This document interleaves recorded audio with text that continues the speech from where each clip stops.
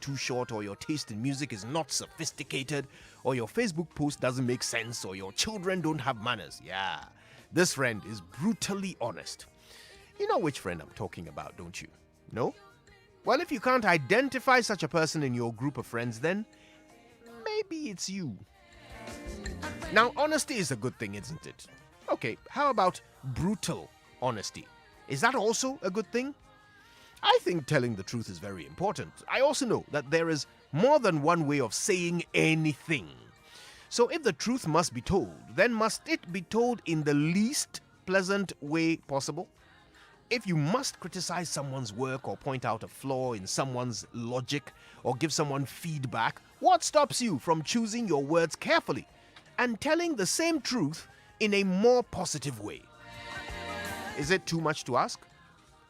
Is it too much hard work? Well, let's think about that for a moment.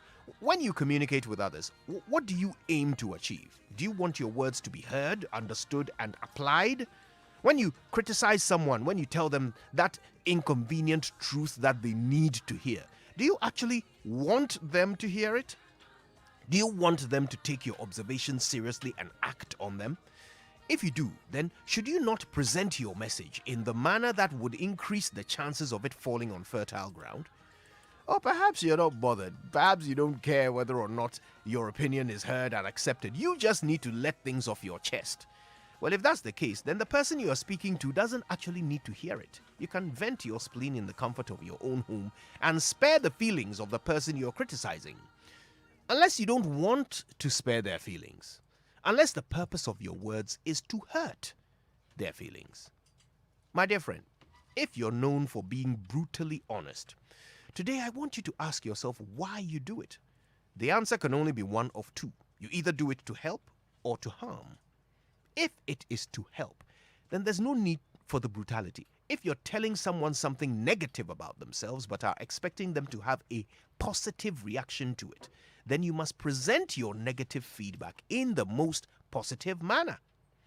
Instead of, your work is bad, you give no examples and there was no conclusion, you could say, there are two things that would make your work even better. First, add a few specific examples, and second, wrap up the main ideas in a short conclusion. Both statements are true, but which one is more likely to result in positive action?